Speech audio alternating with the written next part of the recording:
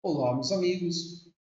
Hoje vamos abordar um tema um pouco diferente que costumamos abordar normalmente, né? Atualmente, fugindo um pouco da engenharia em si e assumindo aqui um posicionamento de base. Então, é inegável que cálculo é as bases, né, da nossa sociedade moderna. Sem o desenvolvimento de cálculo, não teria sido possível desenvolvimento das tecnologias que temos hoje. Não seria possível desenvolver as máquinas, os veículos automotores, teria sido possível desenvolver os satélites, foguetes, TVs, celulares, computadores, nada do que conhecemos hoje como tecnologia, os algoritmos, nem muito menos a inteligência artificial. Então, o cálculo é a base de toda a tecnologia que temos hoje. Mas o cálculo também se apoia num conceito básico, né, dos limites. Então, o cálculo não teria sido desenvolvido se não tivesse sido desenvolvido o conceito de limites. E é isso que eu vou tentar aqui, né, explicar de uma forma clara como o conceito de limites surge e como ele pode ser aplicado. Então, vamos começar de uma forma simples. Em uma outra aula eu aplico esse conceito e em um exercício, né? E assim, o limite toma um capítulo inteiro do livro de cálculos. É importante saber, tem vários teoremas, tem vários pontos para se estudar em limites. Mas a ideia básica do limite se fundamenta em cima das funções. Então temos aqui uma função, né, a função f de x. Aqui eu tenho a curva que gerou, né, que gerou essa função f de x. Nessa curva eu vou marcar um ponto P, né, com coordenadas 1 e 2, e um ponto Q, coordenadas x e 2x ao quadrado mais x menos 1. Então essa função aqui, né, 2x ao quadrado mais x menos 1, é a equação que gera essa curva. E como que chegamos aqui? O fazendo o coeficiente angular da reta, certo? Ou seja, eu vou calcular aqui a tangente, né, a tangente a essa reta, tá? Então vamos lá.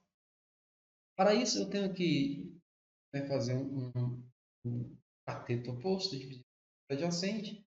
No cateto oposto posso tirar esse ponto menos e esse ponto em x, né, menos esse ponto em x. Ou seja, em y eu pego 2 menos 2x ao quadrado mais x menos 1, e em x eu tenho 1, né, menos x. E faço aqui uma manipulação apenas de sinal para poder chegar a essa função. Eu não vou me ater muito a essa questão, porque isso aqui é trivial.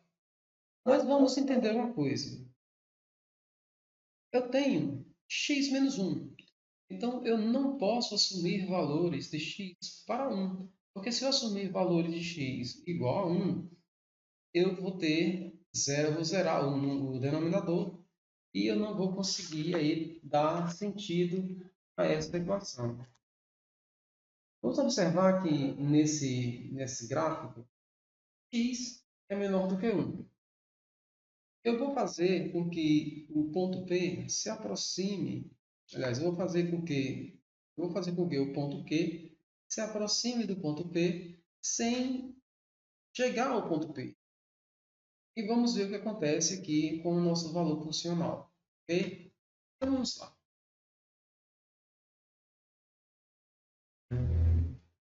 Para a função dada, eu tenho aqui, vou atribuir valores a x.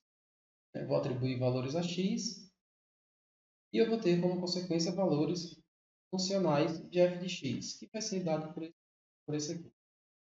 Então vamos lá.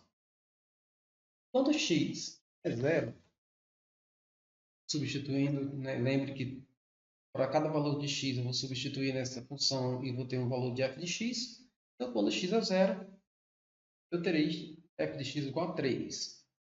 Quando x for 0,25, terei aqui f de x igual a 3,5. Quando x for 0,5, f de x será 4. Quando x for 0,75, f de x será 4,5. Quando x for 0,9, f de x será 4,8. Quando x for 0,99, f de x será 4,98. Quando x for 0,999, f de x será 4,998. E quando x for 0,9999, f de x será 4 igual a 4,9998. E ainda mais, né, acrescentando mais um, quando x for igual a 0,99999, f de x será igual a 4,9998. 99998. Bom, temos aqui que quando x vai se aproximando de 1, o valor funcional vai se aproximando de 5. Lembrando que eu não posso chegar a 1, porque aqui vai dar 0. Então não vai existir o x igual a 1. Mas eu posso chegar tão perto de 1 quanto eu quiser. Eu posso ir colocando noves, né, mais noves aqui, e eu vou ter um valor mais próximo de 5. Cada vez mais próximo de 5. Quanto mais próximo x estiver de 1, mais próximo de 5 estará f de x. Então, temos aí já uma ideia do que é esse tal de limites. Vamos agora analisar o gráfico numa outra situação. Eu tenho aqui a curva, eu tenho um ponto P, 1, 2, e eu tenho um ponto Q agora, observando que x agora é maior que 1. Então, eu vou me aproximar de 1 por valores maior do que 1. No gráfico anterior, eu me aproximei de x por valores... Eu me aproximei de 1 por valores de x menores do que 1. Então, da mesma forma, eu tenho uma secante e eu tenho aqui a minha tabelinha, um valor, vou aplicar um valor para x e obter aqui um valor para f de x. Bom, eu tenho aqui, quando x for igual a 2, f de x será 7. Vocês podem até confirmar, colocando esses valores aqui, substituindo, fazendo as continhas, vocês vão encontrar 7. Pelo menos você vai encontrar 7. Quando x for 1,75, f de x será igual a 6,5. Quando x for 1,5, f de x será 6. Quando x for 1,25, f de x será igual a 5,5. Quando x for 1,1, f de x será 5,2. Quando f de x for igual a 1,01, f de x será 5,02. Quando x for 1,001, f de x será 5,002. E quando x for 0,001, f de x será igual a 5,0002. E mais uma, né? Para ficar mais próximo, temos aqui, quando x for 1,00001, f de x será igual a 5,00002. Legal. Observamos aqui também um padrão, né? Então, quando x se aproxima de 1 por valores maiores do que 1, f de x vai se aproximar de 5 por valores maiores do que 5. Então, vamos observar o seguinte. Vamos analisar essa situação da seguinte maneira. Bom, quando x for 0,1 menor do que 1, eu vou ter x igual a 0,2 menor do que 5. Quando x for 0,01 menor do que 1, f de x será igual a 0,02 menor do que 5. Quando x for 0,001 menor do que 1, f de x será igual a 0,002 menor do que 5. Quando x for 0,0001 menor do que 1, f de x será 0,0002 menor do que 5. Olhando agora a outra tabela, e os valores menores do que 1.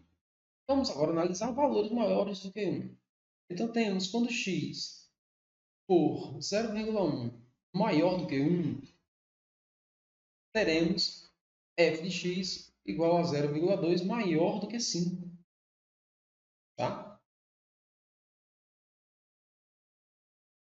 Quando x for 0,01 menor do que 1, f de x será 0,002, né? Esse valor aqui, 0,02, maior do que 5. Quando x for 0,001 maior do que 1, f de x será 0,002 maior do que 5, que está aqui nessa tabela. E prosseguimos. Quando x for 0,0001 maior do que 1, f de x será igual a 0,0002 maior do que 5. E logo percebemos o seguinte, que quando tem um x mais ou menos 0,0001 maior do que 1, eu terei f de x mais ou menos 0,0002 maior do que 5. E isso vai se aplicar para cada uma dessas diferenças. Então, para cada um desses valores, eu vou ter esse mesmo padrão. Ok? Vamos lá. Agora nós vamos olhar a situação de uma maneira diferente. Nós vamos considerar os valores de f de x primeiro. Vemos que podemos tornar os valores de f de x tão próximos de 5 quanto desejarmos, tomando x suficientemente próximo de 1. Ou uma outra maneira de falar a mesma coisa é: podemos tornar o valor absoluto da diferença entre f de x 5 tão pequenos quanto desejarmos, tomando valores, né, o valor absoluto da diferença entre x e 1 suficientemente pequeno. Isso se traduz nisso aqui, nessa forma, ou seja, eu tenho um valor absoluto representado pelo módulo, né? Então, tanto faz se o valor da positivo ou negativo, eu quero o valor absoluto. Seja menos 5 ou menos 1 ou 1, o valor é 1. Então, beleza, eu quero só o valor absoluto. Então, eu posso tornar esse valor aqui tão pequeno quanto eu queira, fazendo esse valor aqui tão pequeno, né, o suficientemente pequeno para que esse se torne menor ainda. Esse conceito, então, começa a ficar claro. Então, se eu quero essa diferença aqui, o valor absoluto dessa diferença tão pequeno quanto eu queira, então eu faço com que esse valor, né, com que essa diferença entre x e 1 seja suficientemente pequena. Está começando a ficar fácil, né? Está começando a ficar claro essa definição. Bom, uma maneira mais precisa, né, de notar isso é através do uso de símbolos para expressar essas pequenas diferenças. Os símbolos são epsilon e delta. Tá? Então, epsilon e delta. Então, aqui, os símbolos comumente usados são as letras gregas epsilon e delta. Né? E, sim, enunciamos que para todo número epsilon dado, ou seja, para qualquer número epsilon dado, positivo, existe um valor delta, certo? Existe um valor delta escolhido apropriadamente, tal que se um valor absoluto, né? Ou seja, a diferença entre x menos 1 for maior do que zero, menor do que delta, então eu vou ter um valor absoluto, né? Ou seja, a diferença entre f de x e menos 5 menor do que epsilon. Tá? Então, vamos repetir. Para todo número epsilon dado positivo, existe um número delta escolhido apropriadamente, tal que se o módulo de x menos 1 for menor do que delta, então o módulo de f de x menos 5 será menor do que epsilon. É importante observar, nesse caso aqui, que delta depende do valor de epsilon, ou seja, eu vou escolher um valor aqui pequeno para delta, para epsilon, e como consequência vou achar um valor para delta. Ainda existe uma outra maneira de expressar isso, que é, dado um número epsilon positivo qualquer, ou seja, qualquer valor para epsilon, desde que seja positivo, pode se tornar essa diferença aqui, né? Essa diferença pode se tornar f de x menos 5 menor do que epsilon, tomando um módulo de x menos 1 suficientemente pequeno. Isto é, existe um número delta positivo suficientemente pequeno tal que, se o módulo x menos 1 for maior do que zero e menor do que delta, então o módulo de f de x menos 5 será menor do que epsilon.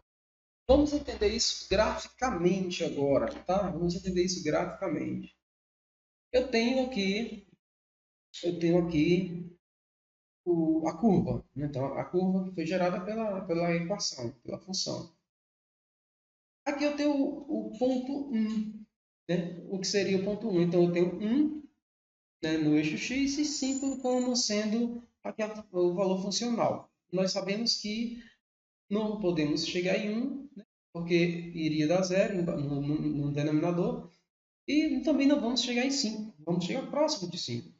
Então, eu vou escolher um valor epsilon qualquer, de modo que esse valor de epsilon está, né, associado a um valor de delta. Então, desse ponto 1 para cá, eu tenho delta 1 menos delta. E para o valor de 5 para esse ponto, é 5 menos epsilon. Também tenho, né, a mesma coisa do outro lado. Então, desse ponto, né, desse ponto 1 para esse ponto, eu tenho 1 mais delta. E para esse ponto em y, eu tenho 5 mais epsilon.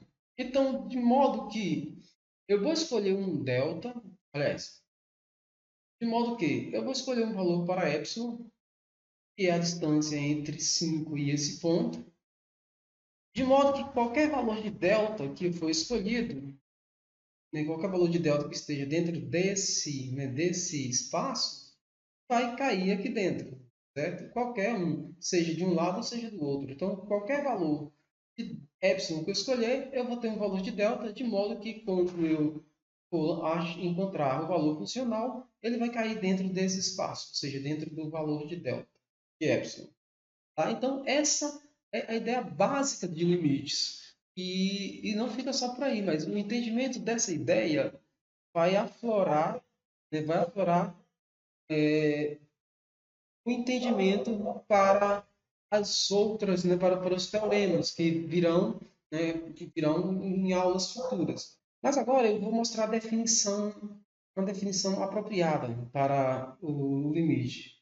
Logo eu tenho o seguinte: seja f uma função definida para todo número em algum intervalo aberto A, exceto, possivelmente, o próprio número A, e o limite de f de x, quando x tende a será L, escrito como o limite de f de x, quando x tende a é igual a L. Se a seguinte afirmativa for verdadeira, dado epsilon maior do que zero qualquer, existe um delta maior do que zero, tal que, se o módulo de x menos a for maior do que zero e menor do que delta, então o módulo de f de x menos L será menor do que epsilon. Essa é a definição formal de limites, certo? E eu não vou me adiantar mais aqui, porque senão embaralha aí as ideias, né? Então, esse entendimento, o entendimento de como que se forma isso aqui, eu acredito que foi bem explicado. Qualquer dúvida, vocês podem entrar em contato, tirar essa dúvida comigo. Não esquecendo aí, se vocês gostaram do vídeo, vocês dá um joinha.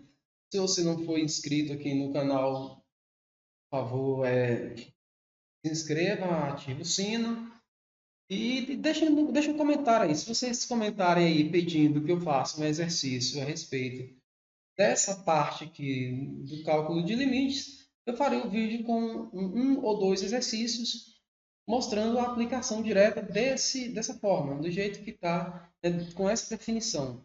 E também, se vocês quiserem a continuidade, né, da continuidade do estudo do cálculo de limites, é só vocês falarem lá nos comentários que desejam, né, a continuidade do cálculo de limites, tá bom? E aí eu farei outros vídeos semanalmente para poder abranger todo o capítulo de limites, tá ok? Por hoje, né, muito obrigado e desejo a vocês